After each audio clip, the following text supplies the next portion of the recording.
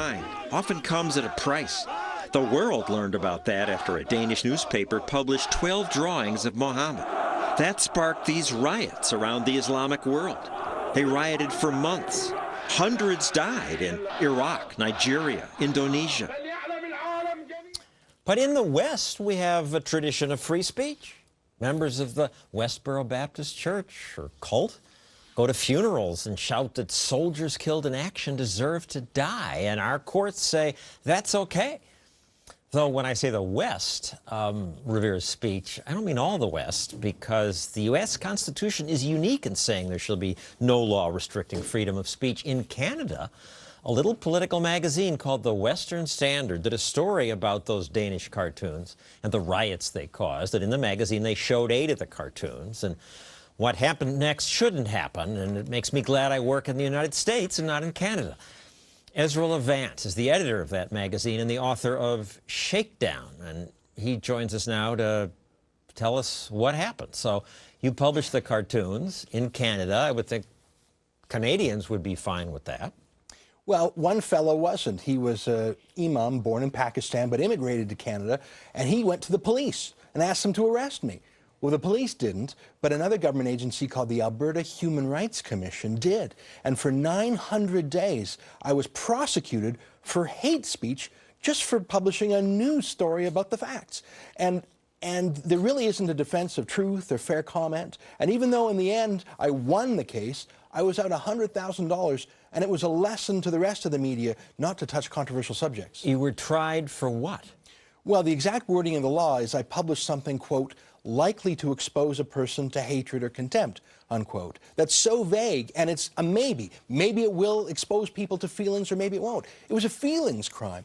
No one accused me of defaming someone or punching someone, just having an opinion that it could expose another to hard feelings. But nothing in politics or sports or the arts doesn't evoke feelings of love or hate, contempt and respect. So the law, for 32 years, had a 100% conviction rate in Canada. It's censorship.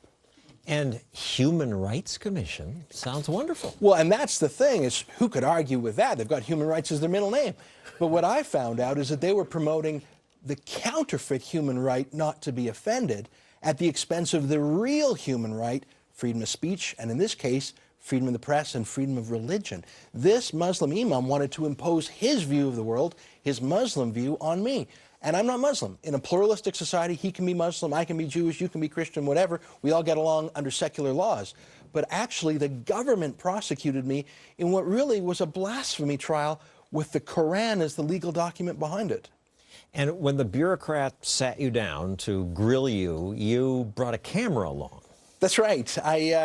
I knew that no one would believe me if I just said, hey, I'm a reporter, and the government grilled me for 90 minutes about my religious and political beliefs. No one would believe that unless they saw it with their own eyes. And so I took this camera into the meeting, and afterwards I went home, uploaded it to YouTube, and 800,000 people watched what they couldn't believe. In North America, in the 21st century, a government agent grilling a reporter about his views. That's something we associate with the Soviet Union or Iran or Saturday Night Live. And frankly, the tape is really quiet. You can barely hear her. It's kind of boring. It's sort of refreshing that 800,000 people have watched. It shows people care. Well, and it also shows what censorship looks like in the 21st century. I wasn't in a dungeon with one light swinging from a cord and a guy asking me questions in a German accent. This was a bureaucrat on casual Fridays just calmly asking me about my beliefs, and if I gave the wrong answer, I could be fined and other punishments. Some people even serve jail time in Canada for hurting feelings, 9 months in jail. And I can see why people are nervous. Ann Coulter couldn't speak at a university in Canada. Students chanted, "No hate speech." No more hate speech on our campus! No more hate speech on our campus! No more hate speech on our campus! No more hate speech on our campus! So it's a university. University can do what it wants. Well, there's two things that happened at the University of Ottawa. I was right there in the room. A crowd of 2,000 folks crushed against the door. Their Facebook page talked about throwing things, hurting her, getting arrested, and she's been assaulted before. But that's just mob violence. That's for the cops to deal with. What was far more concerning to me at University of Ottawa was that the university's vice president wrote Ann Coulter a letter in advance threatening her with criminal prosecution if she gave her speech in a manner that he didn't like. I mean, young thugs with sticks, that's one thing. But when the vice president of a university, without... We have a hate speech rule. We consider your words hateful. Watch out. The letter is public now. He threatened her with criminal prosecution. A university, of all places, should be an oasis of free speech. The whole country should be an oasis of free speech, but a university more than anywhere. Well, I don't see why they're afraid of Ann Coulter. I do see why some are afraid of talking about Islam. And there was this month another incident in Sweden. A cartoonist who drew pictures of Muhammad was headbutted and screamed at.